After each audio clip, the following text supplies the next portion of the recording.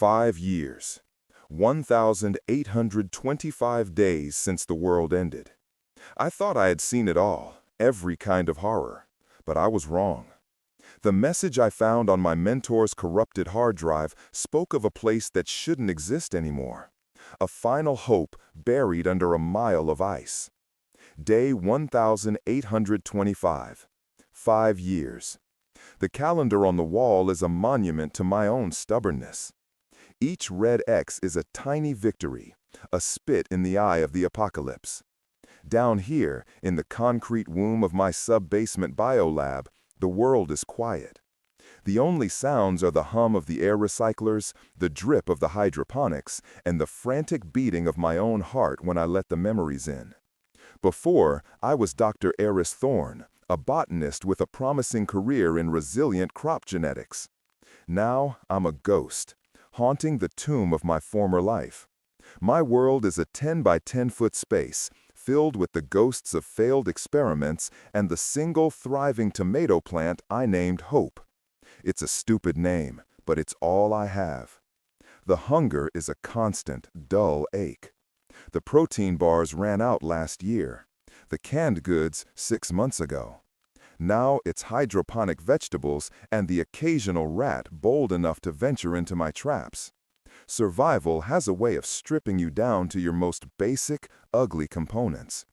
I spend my days maintaining the systems, reading the same 36 textbooks over and over, and trying not to think about the sun. I haven't felt the sun on my skin in 5 years. Sometimes I think I've forgotten what it feels like. The end has been coming for a while. The main battery bank is failing. The lights flicker more each day. The water purifier is making a grinding noise that sounds suspiciously final. I always knew this place was a temporary solution, a pause button on the inevitable. I've been rationing my last bullet for months. Not for them, for me. A final, quiet act of defiance. Tonight, the flickering was worse than ever. During one of the longer blackouts, I decided to do one last sweep of my old research server, hoping to find something, anything, to distract me. Most of the files were corrupted, casualties of the power surges that marked the world's final, chaotic days. But one file, a compressed archive from my old mentor, Dr. Alastair Finch, stubbornly resisted deletion. It was encrypted, triple-layered. Alastair was always paranoid. It took me 3 hours, using old decryption algorithms I hadn't thought about since grad school, but I finally broke through the first layer. Then the second.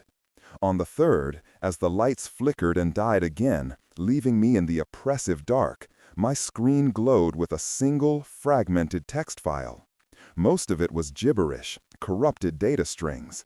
But a few phrases stood out, stark and clear against the digital noise. Project Persephone, Global Genetic Repository. Fail-safe protocol. Svalbard. Svalbard. The name hit me like a physical blow. The Svalbard Global Seed Vault. Of course, it was the ultimate backup for humanity's agriculture. A fortress buried in a Norwegian mountain, built to withstand anything. We all knew about it. A beautiful, hopeful idea from a world that no longer existed. But Alastair's message implied something more. Fail-safe protocol. What did that mean? Was it still operational? Still powered? Still safe? The lights hummed back to life, weaker this time. On the screen, a new line of text had decrypted. A set of coordinates, and a short, chilling message. They're at the door. The sun is gone, but the seeds remember it. Don't let them forget. Eris, if you get this, run. A cold dread, colder than any I'd felt in this concrete tomb, washed over me. He knew I might survive. He had left this for me. For 5 years, I had been waiting to die. Now, a dead man had just given me a reason to live. The seed vault. The world's last seed vault. It was an insane, suicidal idea. The journey would be thousands of miles across a continent swarming with the dead. I had a single rifle with 20 rounds, a backpack full of scavenged gear, and a tomato plant. The odds weren't just long, they were non-existent. But as I looked at the flickering lights and listened to the death rattle of the purifier, I knew I had no choice. To stay here was to die. To go out there was probably to die. But probably is a powerful word. It's not certainly. It's a sliver of a chance. And for the first time in 1,825 days, that was enough. The seeds remember the sun. The thought echoed in my mind. Maybe I could too. My hand went to the single bullet I kept on my desk. I picked it up, felt its weight, its promise of a quick end. Then, with a deep breath, I loaded it into the magazine of my rifle. It wasn't for me anymore. It was for them tomorrow. Tomorrow, I run towards the one thing more dangerous than the dead: hope. This is my story, my apocalypse roleplay in a world gone silent. My zombie narrative begins not with a scream, but with a whisper from a frozen mountain on the other side of the world. My zombie survival has a new, terrifying purpose. Day 1826. The decision, once made, settled in my stomach like a block of ice. Fear. It was a raw, primal thing I hadn't felt with such intensity for years. The fear in the bunker was a low hum, a chronic condition. This was different. This was the acute, heart-pounding terror of the unknown. I spent the entire day in a flurry of methodical preparation, the only antidote I know for panic. I laid out every single item I owned on the floor of the lab. Every tool, every scrap of food, every piece of clothing. Each item was weighed, not just in grams, but in value. A second pair of socks or an extra bag of dried carrots? A wrench or a medical kit? These were the choices that would define my life or my death. My pack, a worn military-grade Alice pack I'd found in a crashed Humvee on day 3, could only hold so much. I started with the essentials: water purifier, the hand crank one; iodine tablets as a backup; a fire-starting kit with 3 different methods of ignition; a multi-tool, a small hatchet, and a hunting knife Alistair had given me for my 30th birthday. For field work, he'd said with a wink. Ironic. The rifle was a standard M4 carbine, also from the Humvee. I had cleaned it 1,000 times, breaking it down and reassembling it until I could do it blindfolded. 20 rounds, 20 chances to correct a mistake. It felt like nowhere near enough. For food, I packed the last of my dehydrated vegetable packets. They tasted like sadness, but they were light. I carefully uprooted Hope, my tomato plant, and secured it in a small, self-contained pot, wrapping it in layers of cloth to protect it from the shock and, eventually, the cold. It was a stupid, sentimental gesture. It weighed at least 2 pounds. 2 pounds that could have been water or ammunition. But leaving it behind felt like leaving the last part of my humanity in this concrete box. I couldn't do it. My clothing was a patchwork of practicality: thermal underwear, cargo pants, a wool sweater, and a waterproof outer shell. I wrapped a scarf around my face, not for the cold, but for the smell. I remembered the smell. I had never forgotten it. The last item was a small, leather-bound journal and a pen. If I was going to die out there, someone, someday, might want to know why I'd been foolish enough to try. This post-apocalyptic survival narrative needed a narrator, even if the only audience was the uncaring dust of a dead world. As I worked, my mind raced. I replayed Alistair's message. The seeds remember the sun. It was such a botanist thing to say. He believed that life was encoded, that memory existed in DNA, that a seed held the blueprint not just for a plant, but for the world it was meant to grow in. He believed that if you gave a seed the right conditions, it could terraform a dead world back to life. It was a beautiful theory. I was about to bet my life on it. The final step was the door. The heavy steel door that led to the service tunnel, which in turn led to the ruins of the university campus. I hadn't opened it since the day I sealed it from this side. I ran my hand over the cold metal. On the other side was a world I only saw in my nightmares. A world of shambling, groaning things that used to be my colleagues, my students, my friends. A world where silence was safety and sound was a death sentence. Was I ready? No, I would never be ready. But the hum of the dying air recycler was my eviction notice. I took one last look around my tomb. The empty shelves, the silent equipment, the clean, sterile environment I had fought so hard to maintain. It had been my sanctuary, my prison. Now, it was just a room. I shouldered my pack, the weight of my entire world settling on my shoulders. I clicked the safety off my rifle. My heart hammered against my ribs, a frantic drumbeat in the quiet lab. I placed my hand on the wheel that operated the door's locking mechanism. For a moment, my hand trembled. The thought of staying, of accepting the inevitable, quiet end, was a seductive whisper. It would be so easy. But then I thought of Alistair's last words, "Run," and I thought of the sun. With a grunt, I threw all my weight into turning the wheel. It resisted, groaning with 5 years of disuse. Rust and dust rained down. But slowly, painstakingly, the heavy bolts retracted. With a final, deafening clank, the seal broke. The air that seeped in was foul, thick with the smell of decay and damp earth. It was the smell of the world I had tried to forget. I took a deep breath, the stench filling my lungs. It was the smell of freedom. And it was the smell of death. There was no difference anymore. I pushed the door open a crack and peered into the darkness of the service tunnel. Nothing, just the oppressive, waiting silence. My zombie survival story was about to have its first real chapter. I slipped through the opening, pulling the heavy door shut behind me. It didn't lock, but it closed with a sense of finality. There was no going back. The tomb was sealed. I was in the world now, alone, in the dark, with 20 bullets and a tomato plant. Let's begin. Day 1827. The service tunnel was a labyrinth of pipes and shadows. Every drip of water, every skittering rat sent a jolt of adrenaline through me. My world had shrunk to the narrow beam of my headlamp.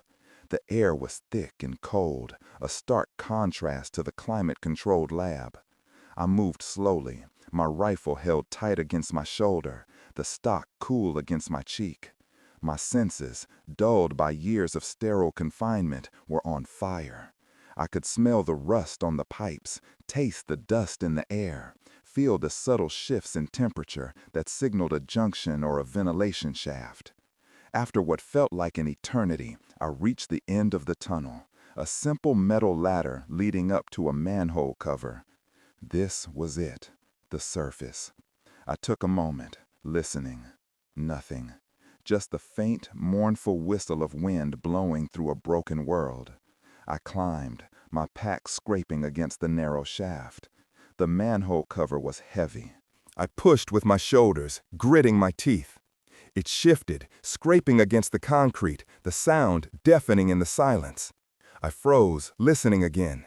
Still nothing. I pushed again, harder, and it tilted open, flooding the shaft with a dim, gray light. The light of a world without electricity. I poked my head out, my heart in my throat. I was in what used to be the main plaza of the university.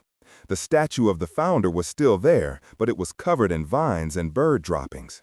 The library's windows were all shattered, dark voids that seemed to stare back at me. Weeds, thick as my arm, grew through cracks in the pavement. Nature had begun its slow, relentless reclamation. And then I saw them. The dead. They were scattered around the plaza, motionless. Some were slumped against walls, others lay in grotesque heaps on the ground. They were in various states of decay, their clothes tattered, their skin drawn tight over their bones. They were like statues, macabre monuments to the fall of man. I knew from the early days that they were often dormant, conserving energy, drawn only by sound or movement. I ducked back down, my breath catching in my chest. Seeing them on old security monitors was one thing. Being here, just feet away, was another. The sheer reality of it was a physical weight. I had to move. I had to get out of the city. My goal was north, always north. I pulled out my map, a laminated chart of the state I'd taken from the geology department. I needed to get to the interstate, but that would mean crossing the river. The main bridge would be a death trap, a bottleneck choked with abandoned cars and, undoubtedly, hordes of the dead. There was a smaller, older bridge a few miles west, a service bridge for a railway line. It was my best bet. I climbed out of the manhole, moving with a slowness I didn't know I possessed. Every footstep was a calculated risk. I stayed close to the walls of the buildings, using the deep shadows as cover. The dormant infected didn't stir. Their heads were down, their bodies limp. It was unnerving. They looked so pathetic, so devoid of menace. But I knew what they were capable of. I had seen it. I had to pass the science building where my lab was, 5 stories above my bunker. The front doors were gone, replaced by a gaping black maw. I could see papers and debris scattered inside, a whirlwind of forgotten knowledge. For a moment, I felt a pang of nostalgia, a ghost of the life I once had. I pushed it down. Sentimentality was a luxury I couldn't afford. As I neared the edge of the campus, I heard it, a low, guttural moan. It came from an alleyway to my left. I froze, pressing myself into a doorway, my rifle raised. A single infected stumbled out of the alley. It was fresh, maybe only a few months old. It wore the tattered remains of a university security guard's uniform. Its jaw was unhinged, its eyes milky white. It hadn't seen me. It was just shuffling, moving without purpose, its head lolling on its neck. This was my first test, my first real encounter in 5 years. My training, the countless hours I'd spent practicing in the bunker's small firing range with a laser sight, took over. Breathe in, aim for the head, squeeze, don't pull. But I couldn't shoot. A single gunshot would be like a dinner bell in this silence. It would bring every infected in a mile radius down on me. I had to let it pass. It shuffled by, no more than 20 feet from my hiding spot. The smell was overwhelming.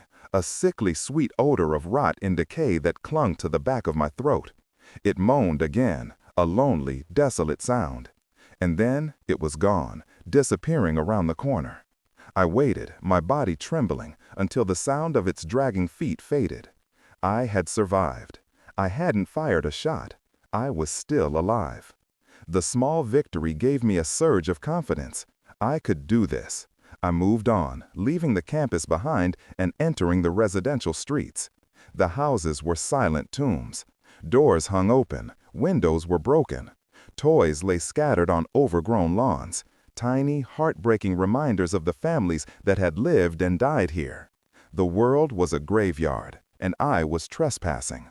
I found a bicycle in a collapsed garage. The tires were flat, but the frame was intact. I spent a precious hour patching the tires and oiling the chain. It was a risk, staying in one place for so long, but the bike would be invaluable. It was quiet, and it would help me cover ground quickly. As the sun began to set, casting long, eerie shadows across the street, I was ready. I mounted the bike and began to pedal, my movement slow and deliberate. The silence was my shield. The bike moved almost noiselessly over the cracked pavement. I was a ghost moving through a city of ghosts. My journey to find the world's last seed vault had truly begun. And as I pedaled through the ruins of my old life, with my tomato plant strapped to my back, I knew one thing for certain. I would not die in this city. I would not let my story end here. Day 1828. The city was a maze of death. Every street presented a new choice, a new potential trap. I navigated using the sun in my map, sticking to the smaller residential roads and avoiding the main thoroughfares. The abandoned cars were the worst obstacles. They were everywhere, clustered together in silent, rusty traffic jams.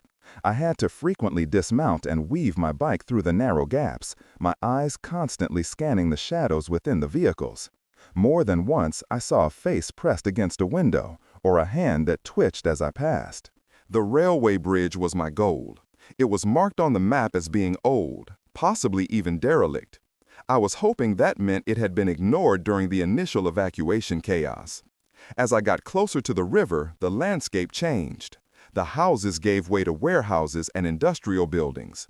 The air grew heavier, carrying the stench of the stagnant river water. I found the railway tracks and followed them, the gravel crunching softly under my bike's tires.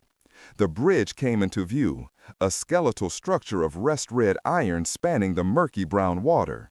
It was exactly as I had hoped. It was narrow, with no room for cars, and it looked like it hadn't been used in decades. But it was intact. The entrance to the bridge was blocked by a derailed train car. It lay on its side, a huge metal beast. I would have to climb over it to get onto the bridge.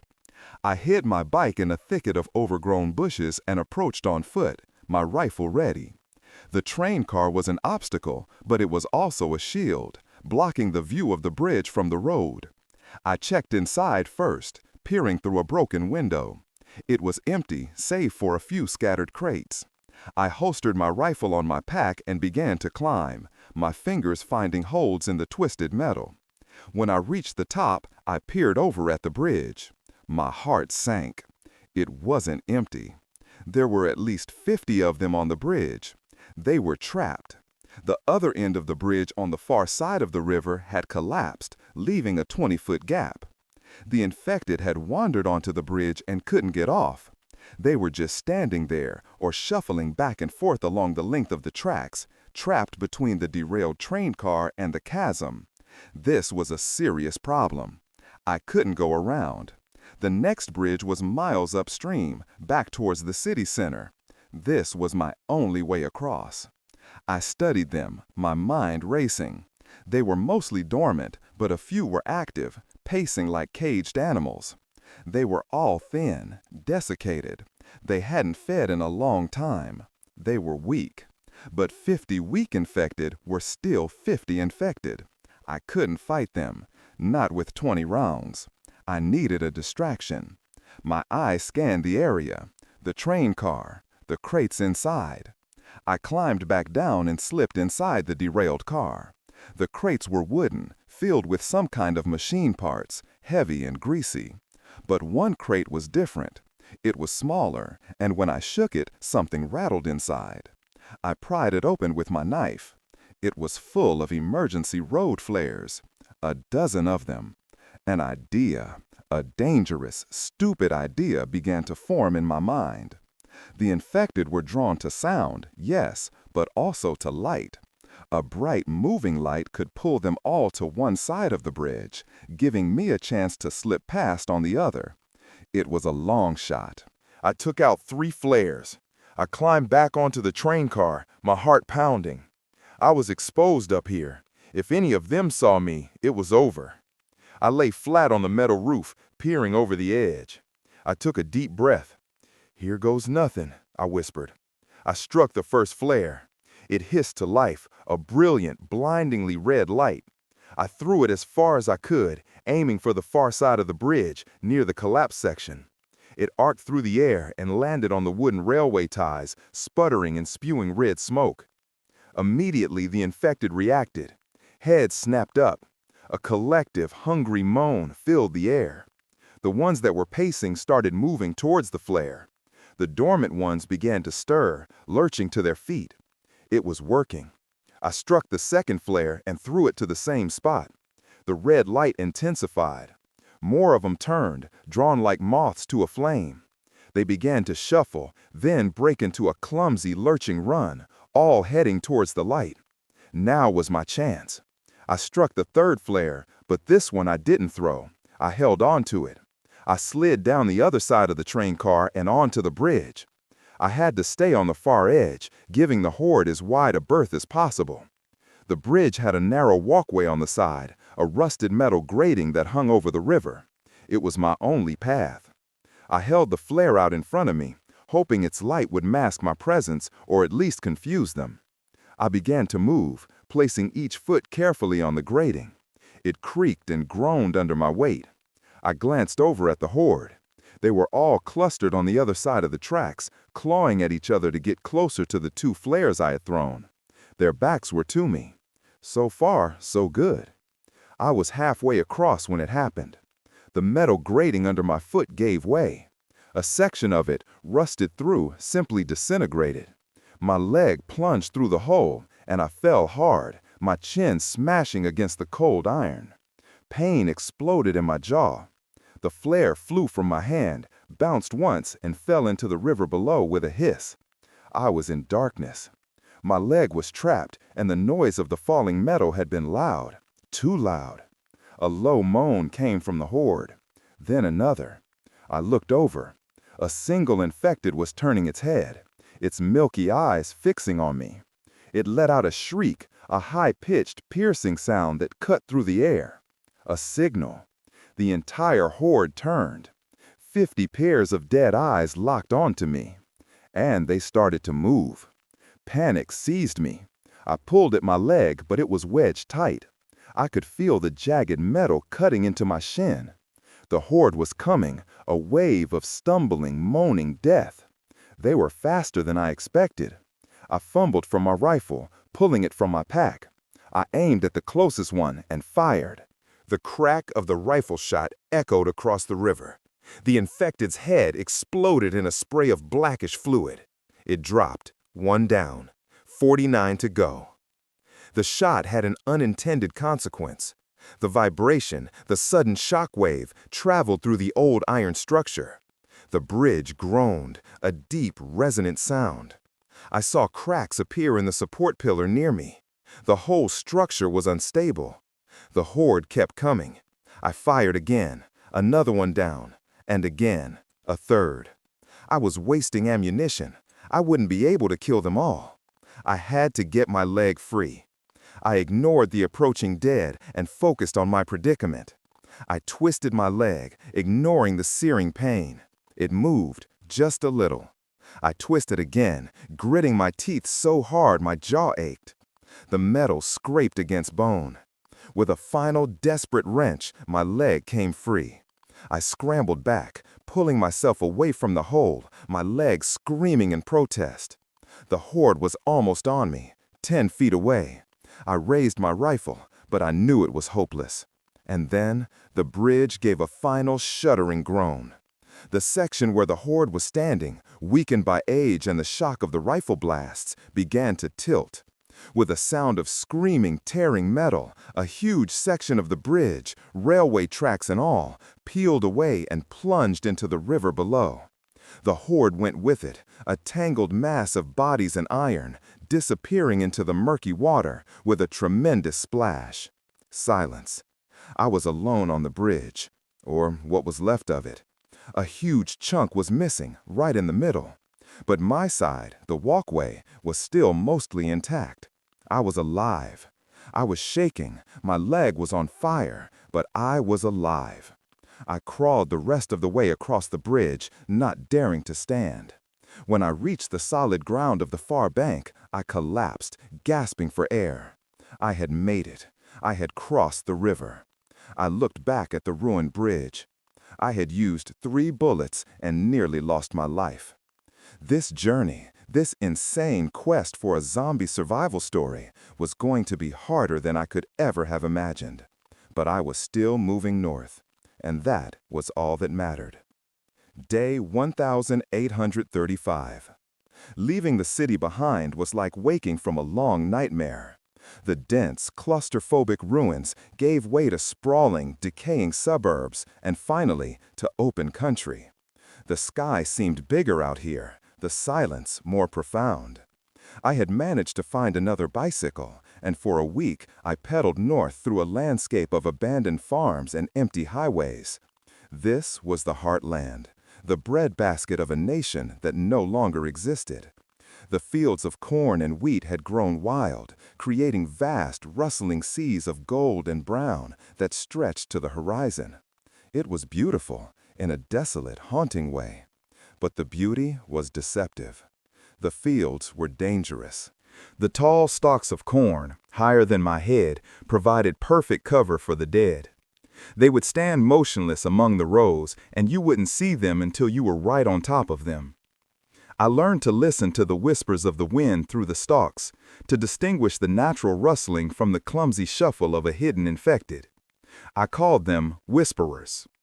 I spent my days on the empty highways, the cracked asphalt a lonely ribbon cutting through the wilderness.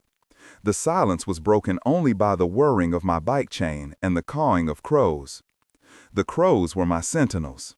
They would rise into the air in a black cloud, their frantic calls signaling the presence of infected long before I could see them. I learned to trust the crows. At night, I would find shelter in abandoned farmhouses. These places were eerie time capsules. Dinner tables were set for meals that were never eaten. Children's toys were scattered in living rooms. Each house told a story of a family's last desperate hours. I would barricade the doors and windows and sleep with my rifle in my arms, my sleep filled with the ghosts of the people who had lived there. Food was becoming a problem. My dehydrated packets were gone. I was living off canned goods scavenged from the farmhouses. Every can of beans, every jar of peaches was a treasure.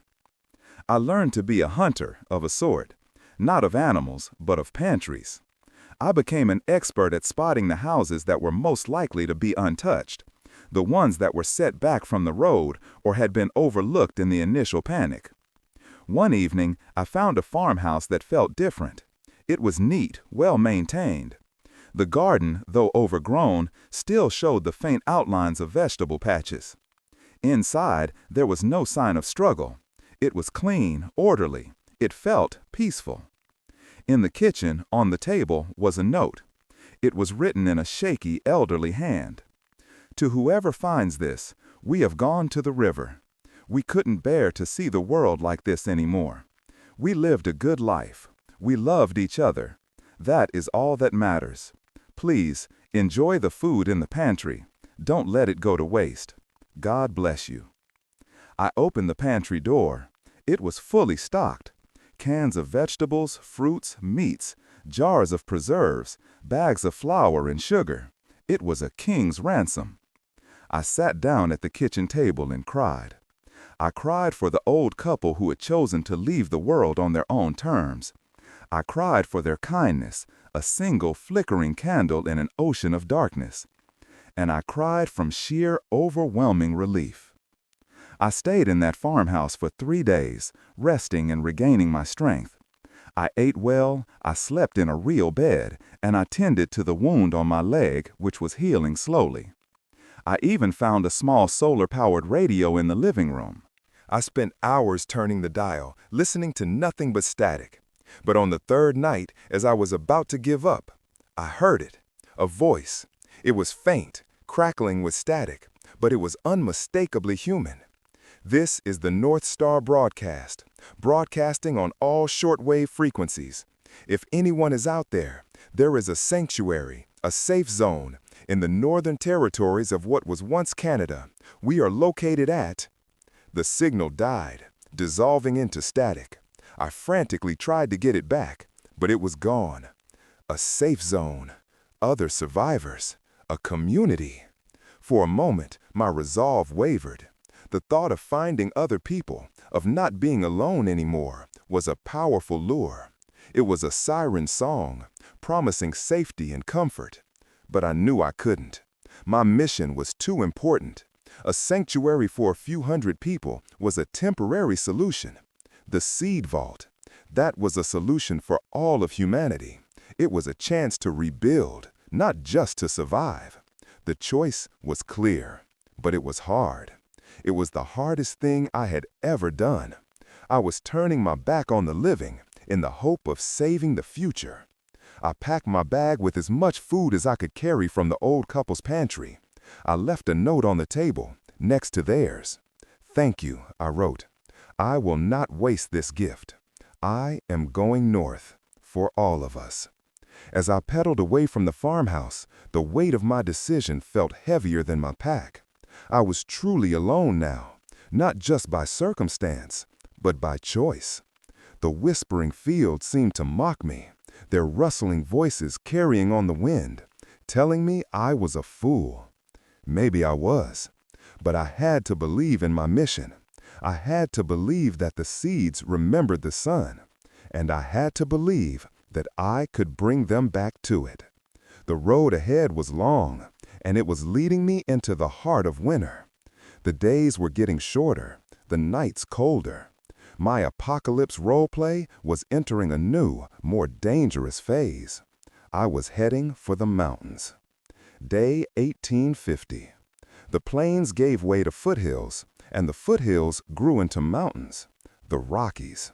They rose before me like a jagged, impassable wall, their peaks already dusted with snow. The air grew thin and cold. My bicycle, my faithful companion across the flatlands, became useless on the steep, winding roads. I abandoned it in a ditch, a silent farewell to a trusted friend, and continued on foot. This was a different kind of survival. The challenges were no longer just the dead, but the environment itself. The mountain passes were treacherous, choked with snow and ice. The wind was a physical force, a constant biting gale that stole the heat from my body. The infected here were different too. They were fewer in number, but more dangerous. The cold seemed to preserve them, and the thin air made them unnervingly quiet. They were ambush predators, hiding in snowdrifts or behind rocky outcrops, their movements silent until the final, desperate lunge. I learned to read the snow, to look for the unnatural depressions or the faint drag marks that betrayed a hidden enemy. I spent my nights in abandoned ranger stations or ski lodges, huddled by a small, carefully concealed fire, the warmth a precious, fleeting comfort. The loneliness was a palpable thing in the mountains. The vast, empty landscapes, the silent, snow-covered peaks, they had a way of making you feel small, insignificant. I would spend hours staring at my map, tracing the thin red line of the road that snaked through the mountains. It was a lifeline, a fragile thread connecting me to my goal. One day, while crossing a high mountain pass, I was caught in a blizzard. The world disappeared in a swirl of white. I couldn't see more than a few feet in front of me. The wind howled like a banshee, and the snow stung my face like needles. I was lost, blind, and freezing. I stumbled on, my body numb, my mind a fog of cold and exhaustion. I knew that if I stopped, if I lay down to rest, I would never get up again. I was ready to give up. I was ready to let the mountain take me. And then I saw it. A light, a faint, flickering yellow light, barely visible through the blizzard. Hope, that treacherous, beautiful thing, surged through me. I staggered towards the light, my last reserves of strength carrying me forward. The light came from the window of a small, isolated cabin, nestled in a grove of pine trees. Smoke was curling from its chimney. Someone was alive in there. I stumbled to the door and pounded on it with my frozen fists, my voice a hoarse croak. "Hello, please, help me!" The door creaked open, and a man stood there. He was old, with a long white beard and eyes as pale as the winter sky. He held a shotgun in his hands. He looked at me, at my frozen clothes and my desperate face, and then he lowered the gun. "Get inside, girl," he said, his voice a low rumble, "before the mountain eats you whole." His name was Elias. He was a mountain man, a hermit who had been living alone in these mountains for 30 years. The apocalypse, for him, had been little more than a distant rumor. He had seen the cities fall on his old satellite TV before the power went out for good, but his life hadn't changed much. He was a ghost from the old world, a man who had left society long before it had collapsed. He saved my life. He pulled me inside, stripped off my frozen clothes, and wrapped me in thick wool blankets. He fed me hot stew, rich with venison and root vegetables. It was the best meal I had ever tasted. I stayed with Elias for a week, waiting for the blizzard to pass and for my strength to return. We talked for hours by the fire. I told him about my journey, about the seed vault. He listened patiently, his pale eyes never leaving my face. "You're chasing a ghost, girl," he said when I was done. "Humanity had its chance. It choked on its own greed. Maybe the world is better off without us." "I don't believe that," I said. "I believe we deserve a second chance." He just shook his head and stoked the fire. Despite his cynicism, he was kind. He taught me things. He taught me how to set snares, how to track animals, how to find shelter in a storm. He taught me the language of the mountains, the secrets of survival in this harsh, unforgiving world. He was a better teacher than any professor I had ever known. The day I left, the sun was shining and the snow sparkled like diamonds. Elias gave me a new pair of boots lined with fur and a heavy winter coat. He also gave me a gift, a beautiful handcrafted bow and a quiver of arrows. "Quieter than that rifle of yours," he said, "and you don't have to worry about running out of bullets." I didn't know how to thank him. He had saved my life, and he had asked for nothing in return. "Just stay alive, girl," he said as I prepared to leave, "and prove me wrong." I promised I would try. As I walked away from the cabin, I looked back. Elias was standing in the doorway, a lonely figure against the vast white landscape. He raised a hand in farewell. I raised mine in return. I never saw him again, but I would never forget him. He was a reminder that even in a dead world, there was still kindness. There was still humanity. The encounter with Elias changed me. It gave me new skills, but more importantly, it gave me a renewed sense of purpose. I wasn't just fighting for a ghost. I was fighting to prove him wrong. I was fighting for the world that was and for the world that could be. The mountains were still ahead of me, a formidable barrier. But I faced them with a new strength, a new determination. I was no longer just a survivor. I was a student of the wild, and I would not fail its tests. The apocalypse roleplay had become my reality, and I was learning to write my own rules. Day 1890. It took me another month to cross the Rockies. The skills Elias taught me were invaluable. I learned to move silently, to live off the land, to become a part of the mountain's harsh ecosystem. I left the high peaks behind and descended into the rolling hills and dense forests of the Pacific Northwest. The air here was different, thick with the scent of pine and damp earth. The snow gave way to a constant drizzling rain. It was a green, wet, and gloomy world. I was heading for the coast. My map showed a series of small fishing towns and harbors. My plan was to find a boat. Crossing the rest of the continent on foot was impossible. I needed to sail north, up the coast, towards Alaska, and then, somehow, across the sea to Norway. It was a daunting, almost ludicrous plan, but it was the only one I had. The coastal towns were graveyards. The rain and the salt air had accelerated the decay. Buildings were covered in moss and rot. Cars were rusted hulks, slowly sinking into the soft ground. The infected here were different again. The dampness seemed to have affected them, making their skin bloated and pale, their movements slow and sluggish. They were easy to avoid, but their sheer numbers were a problem. They clogged the streets, a silent, shuffling testament to the towns they had consumed. I spent weeks searching for a viable boat. Most were wrecks, sunk at their moorings or smashed against the rocks. The ones that were still afloat were either too big for me to handle alone or had been stripped of anything useful. It was a frustrating, soul-crushing search. I was beginning to lose hope. I was running low on food, and the constant rain was seeping into my bones, making me feel cold and miserable.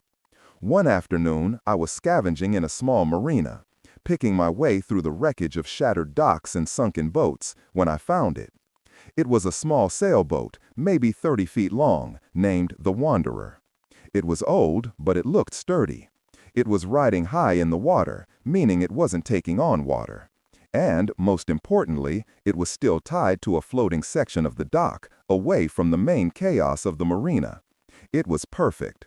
Getting to it was the problem. The dock was broken, with a 10-foot gap of dark, oily water between me and the section where the Wanderer was moored. And the water was not empty. I could see shapes moving beneath the surface. Bloated, pale shapes. Floaters, the coastal survivors had called them in the early days. Infected who had fallen into the water and just stayed there. They were slow, but they were strong, and they never stopped. I couldn't swim across.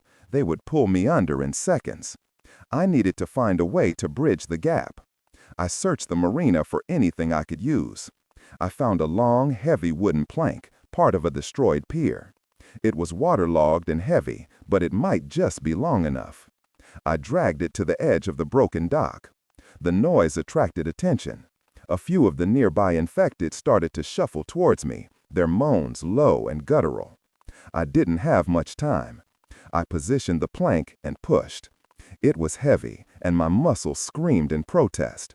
But slowly, inch by inch, I pushed it across the gap. It landed on the other side with a solid thud. It held. I didn't hesitate. I slung my bow and rifle over my shoulder and scrambled across the makeshift bridge. The wood was slick with algae, and I nearly slipped twice. The infected were getting closer, their grasping hands just feet away as I reached the other side. I kicked the plank back into the water and ran down the floating dock to the Wanderer. I leaped aboard, my heart pounding. I was safe, for now. The boat was in surprisingly good condition. The cabin was dry, and the sails, though old, were intact. There was a small galley with a few cans of food, and a berth with a dry mattress. It was a palace. I spent the rest of the day exploring the boat, checking the hull, the rigging, the small outboard motor. The fuel tank was empty, but the sails were all I needed. I was a botanist, not a sailor, but I had read books, and I was a fast learner. I would have to be. That night, as a storm rolled in from the sea, I sat in the cabin of the Wanderer, listening to the rain drumming on the roof and the waves lapping against the hull. I was surrounded by water, a natural moat protecting me from the dead. For the first time in a long time, I felt something close to peace. I had a boat, I had a direction, I had a chance. The next morning, under a gray, rainy sky, I raised the sails. They caught the wind, and the Wanderer began to move, pulling away from the dead town and out into the open sea. I was leaving the land of the dead behind. I was heading into a new world, a world of wind and water and endless gray horizons. My zombie narrative was taking a new turn, away from the familiar horrors of the land and into the vast, unknown dangers of the ocean. The journey north had entered its most perilous stage. But as I stood at the helm, the sea spray on my face, I felt a sense of exhilaration. I was the master of my own fate, a lonely sailor on a dead sea, chasing a ghost of a chance on the other side of the world. Day 1920. The sea was a cruel and beautiful mistress. Some days it was calm, a vast sheet of glass reflecting the gray sky. On those days, I could almost forget the world I had left behind. I would sail for hours, the only sound the gentle creak of the rigging and the whisper of the wind in the sails. I learned to read the clouds, to predict the weather, to navigate by the stars on the rare nights when the sky was clear. I became a creature of the sea, my life governed by the tides and the wind. But other days, the sea was a monster. Storms would appear on the horizon with terrifying speed, turning the calm water into a churning chaos of black waves and screaming wind. I would fight for my life, wrestling with the helm, my small boat tossed about like a toy. I would be soaked to the bone, cold and exhausted, but I would hold on, my knuckles white, my teeth gritted. I was not just fighting the storm, I was fighting the apocalypse, and I would not lose. The sea was not empty. I saw the ghosts of the old world everywhere. Derelict container ships, rusted and silent, drifted aimlessly. I would give them a wide berth. I knew that they were not always empty. Sometimes I would see figures shuffling on their decks, lonely sentinels on ghost ships. The sea had not cleansed them, it had just imprisoned them. One day, I was forced to take shelter from a storm in a small, protected cove. As the storm passed, I saw something that made my blood run cold. A cruise ship. It was anchored in the middle of the cove, a massive white behemoth. It was pristine, showing no signs of damage or decay. It looked normal, too normal. Curiosity, that dangerous human trait, got the better of me. I had to know what had happened to it. I anchored the Wanderer and rowed to the cruise ship in my small inflatable dinghy. A boarding ladder was down, as if inviting me aboard. The ship was silent, eerily silent. I climbed the ladder and stepped onto the deck. The place was a time capsule. Lounge chairs were arranged by the pool. Half-empty glasses sat on tables. It was as if the passengers had simply vanished into thin air. I drew my bow, an arrow knocked, and began to explore. The ship was a labyrinth of corridors and cabins. Every door I opened revealed the same scene: empty rooms, personal belongings left behind, a sense of sudden, unexplained departure. There were no bodies, no signs of struggle, no infected. It was a ghost ship in the truest sense of the word. I found the captain's log in the bridge. The last entry was dated October 23rd, 5 years ago, the day the world went dark. The captain wrote of a strange illness spreading among the passengers, a fever followed by confusion, then aggression. He had ordered a quarantine, anchoring the ship in this isolated cove to wait for help that never came. The last line of the log was chilling. The fever is spreading. We are running out of places to lock them up. We have decided to take the lifeboats and head for the mainland. May God have mercy on our souls. They had abandoned the ship. They had left the infected on board and fled. But where were the infected? I found my answer in the ship's ballroom. The doors were chained and padlocked from the outside. A sign scrawled in what looked like blood read, "Do not open, dead inside." I could hear them, a faint, rhythmic thumping from within, the sound of hundreds of bodies shuffling, bumping into each other, trapped in the dark. A ballroom of the dead. I backed away slowly, my heart pounding. I had to get off this ship. As I was making my way back to the deck, I heard a sound, a child's laughter. It echoed down the empty corridor. I froze. It couldn't be. I followed the sound to the ship's daycare center. The door was slightly ajar. I pushed it open. The room was filled with toys and colorful drawings.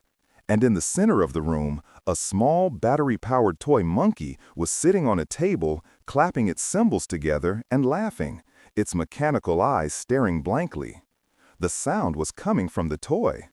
A wave of relief, so powerful it made me weak, washed over me. And then I saw it. A small shape, huddled under a table in the corner of the room. A child. A little girl, no older than 6, with wide, terrified eyes. She was alive. I knelt down, my bow lowered. "It's okay," I whispered. "I'm not going to hurt you." She didn't speak. She just stared at me. I could see that she was malnourished. Her clothes were rags. How had she survived here, alone, for 5 years? It was a miracle. I spent the next hour coaxing her out. I gave her a can of peaches from my pack, and she ate it ravenously, like a starved animal. She still wouldn't speak. I learned her name from a bracelet on her wrist, Lily. I had a choice to make. I couldn't leave her here, but taking her with me, it was a complication I couldn't afford. My mission was dangerous, my chances of survival slim. To bring a child into that, it was unthinkable. But to leave her, that was even more unthinkable.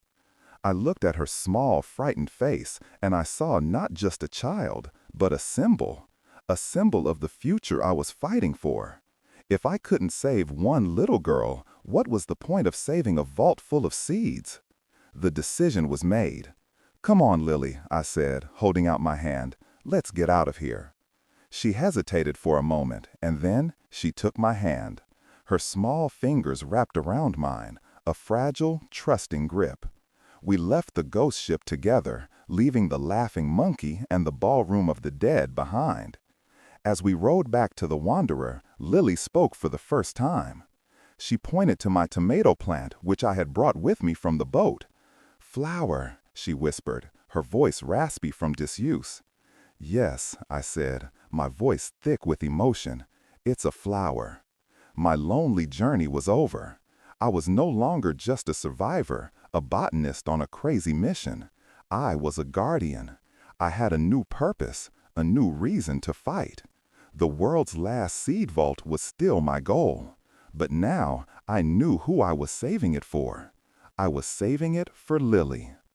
Day 2000. The journey with Lily was a new education in survival. She was a child of the silence, born into the apocalypse and having known nothing else. For 5 years, she had survived on the ghost ship by hiding, by being silent, by eating the leftover non-perishable she could find. She was resilient in a way that humbled me. She rarely spoke, but she watched everything, her wide eyes absorbing the world. I taught her how to tie knots, how to read the compass, how to fish. She, in turn, taught me how to find joy in small things, the shape of a cloud, the color of the sunset, the taste of fresh rainwater. She was a constant, fragile reminder of what we were fighting to rebuild. We sailed north for months, following the rugged coastline of Canada and Alaska. The scenery was breathtakingly beautiful, a wild, untouched wilderness of forests, mountains, and glaciers. We saw whales breaching in the distance and eagles soaring overhead. It was a world that had forgotten humanity, and it was thriving. But the cold was a constant enemy. As we moved further north, the days grew shorter, the nights longer and colder. Ice began to appear in the water, first as small floes, then as massive, dangerous icebergs. The Wanderer, my sturdy little sailboat, was not an icebreaker. I had to navigate the treacherous waters with extreme care. Our destination was a small, almost mythical port in northern Alaska, a place I had found marked on an old nautical chart. It was a whaling station from a bygone era, and the chart claimed it had a deep protected harbor. It was the last stop before the open Arctic Sea, the last stop before the final, most dangerous leg of our journey. We reached the port in the dead of winter. The world was a monochrome landscape of white and gray. The sea was frozen solid for miles around the coast. We had to abandon the Wanderer, leaving her trapped in the ice, a final, sad farewell to a boat that had carried us so far. The whaling station was a ghost town, its wooden buildings buried in snow. But it was shelter. We found a small, defensible cabin and made it our home. We would have to wait for the spring thaw before we could continue our journey. The winter was a long, dark, and brutal test of our endurance. The sun disappeared completely for weeks, plunging us into a perpetual twilight. The temperature dropped to unimaginable lows. We survived by huddling around our small stove, burning wood we scavenged from the other buildings. We set snares for Arctic hares and learned to ice fish in the frozen harbor. The silence of the Arctic was absolute. It was a silence that pressed in on you, a physical weight. In the long, dark nights, I would tell Lily stories. Stories of the old world. Stories of cities with millions of people, of cars and airplanes, of music and laughter. Stories of a world she had never known. And I would tell her about the seed vault, about the promise of a new spring for the whole world. The infected were here too. They were rare, but they were terrifying. The extreme cold had changed them, transformed them into something new. Their skin was blue-black with frostbite, their movements stiff and jerky. But they were relentless. The cold didn't stop them. It just preserved their hunger. I called them frostbites. One night, a blizzard raged outside, the wind screaming like a tortured soul. We were huddled by the fire when we heard it. A scratching at the door, then a pounding. They had found us. I grabbed my rifle. Lily hid under the bed, her small body trembling. I peered through a crack in the boarded-up window. There were at least a dozen of them, their dark shapes barely visible in the swirling snow. They were throwing themselves against the door, their collective weight making the wood groan and splinter. The door wouldn't hold for long. I had to do something. I looked around the cabin, my eyes falling on the cans of whale oil we had found in the station's storehouse. An idea, born of desperation, sparked in my mind. I grabbed a can and poured the oil under the door, letting it seep into the snow outside. Then I lit a rag on fire, tied it to an arrow, and fired it through the window into the snowbank where the frostbites were clustered. The oil-soaked snow ignited.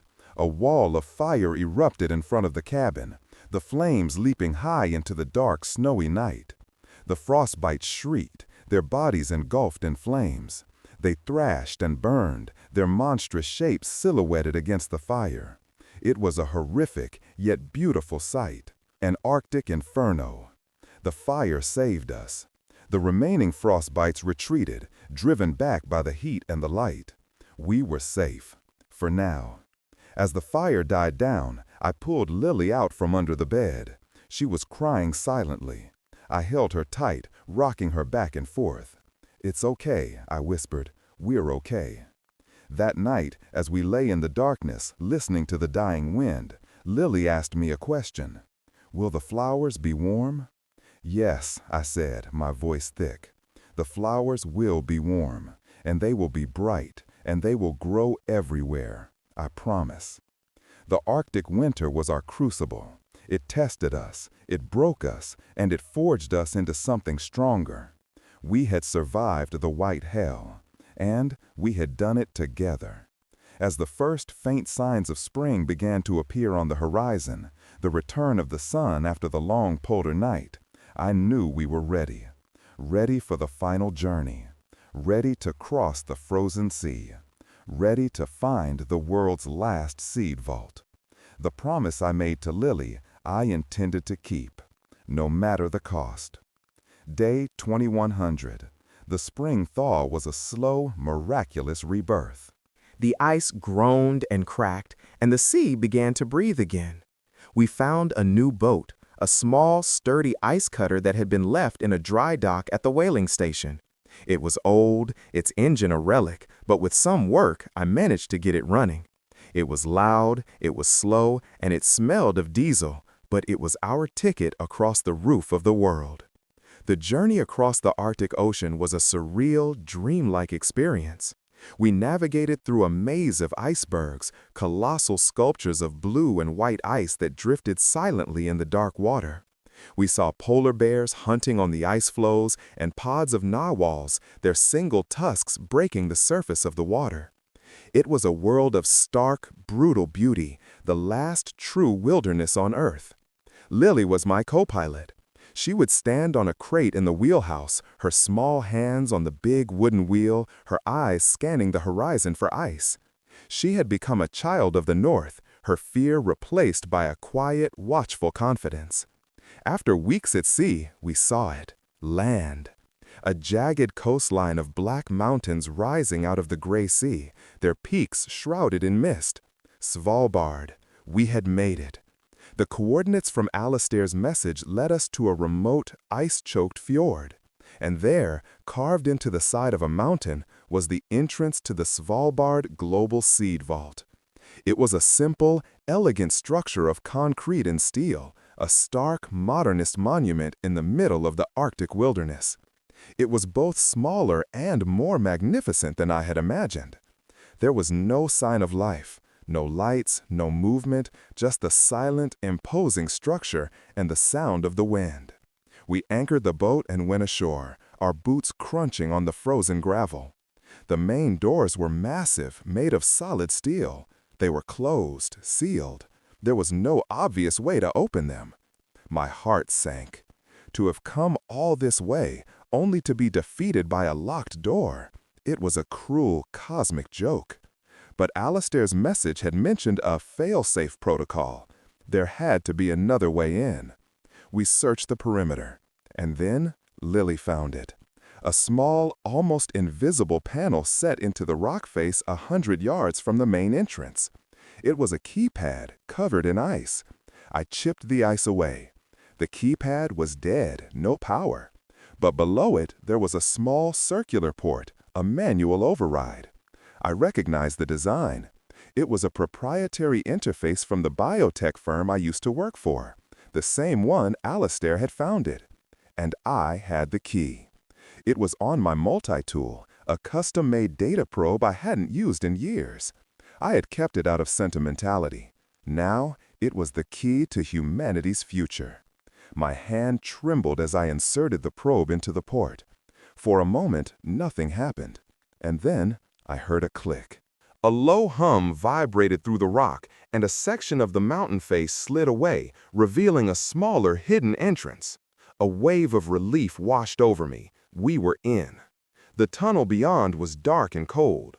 We moved forward, our headlamps cutting through the blackness. The air was frigid, but clean, sterile.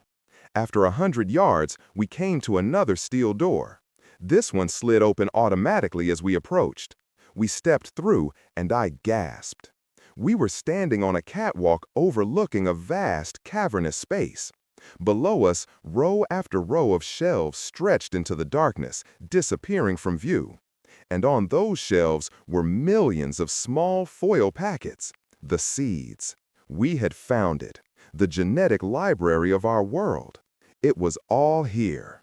Wheat from the plains of America, rice from the paddies of Asia, corn from the valleys of Mexico. Every fruit, every vegetable, every grain that had ever fed humanity. It was an ark, a silent, frozen ark waiting for the flood to recede. But the vault was not just a library. As we explored deeper, we found the heart of the facility, a state-of-the-art cryogenics lab.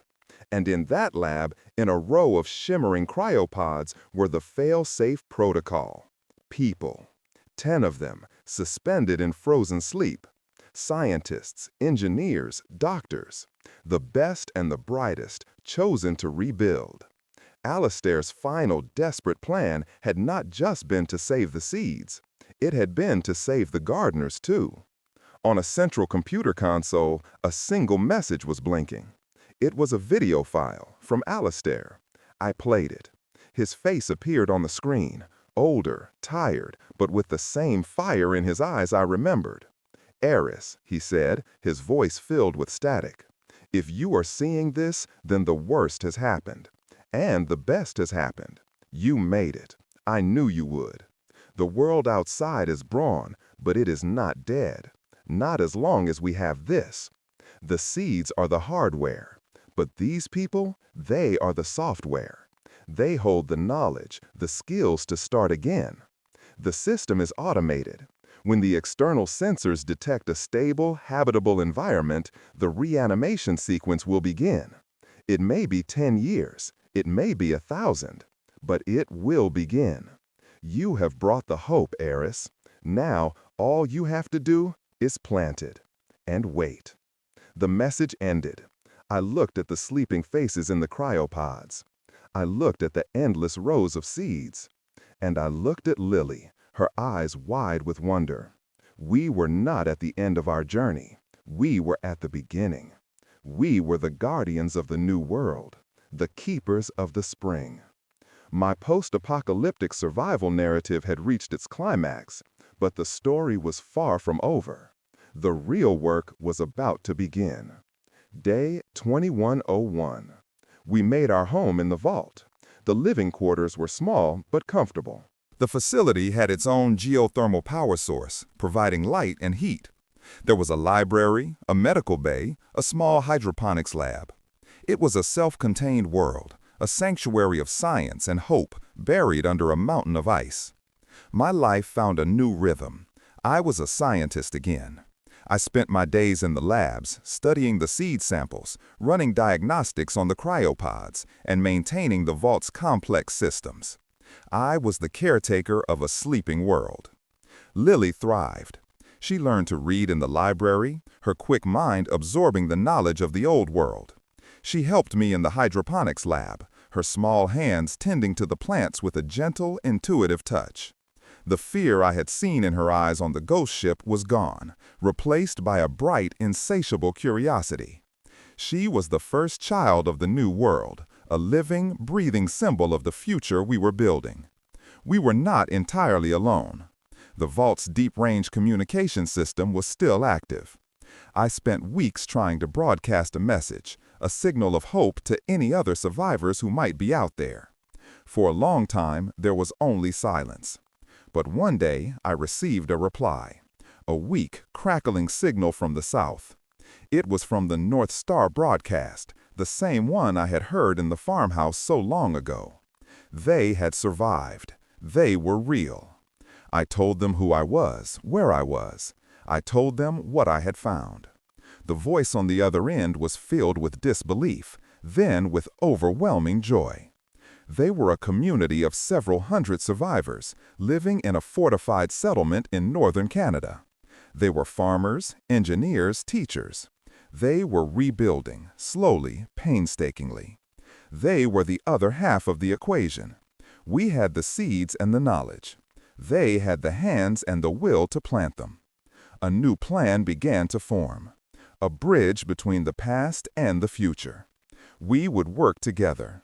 I would provide them with the seeds they needed, the genetic diversity to grow crops that could survive in the changed world. They would provide a safe, growing community, a place for our sleeping scientists to wake up to. The world would not be rebuilt in a day or in a lifetime. It would take generations, but it would be rebuilt. The long winter was ending. One day, Lily and I went outside. The Arctic sun was warm on our faces. The snow was melting, revealing the dark, rich soil beneath. I had brought something with me, a small pot. In it was a descendant of hope, the tomato plant that had been my only companion in the dark days of the bunker. It was a small, fragile seedling. Lily took the pot from me. She knelt down and, with her bare hands, she dug a small hole in the frozen ground. She placed the seedling in the hole and covered its roots with soil. The first seed planted in the new world. It was a small, simple act, but it was everything. We stood there for a long time, looking at the tiny splash of green against the vast, white landscape. It was a promise. It was a beginning. My name is Dr. Eris Thorne. I am a botanist. I am a survivor. I am a guardian. And this is not the end of my story. It is the beginning of everyone's. The seeds remember the sun, and we are here to help them grow.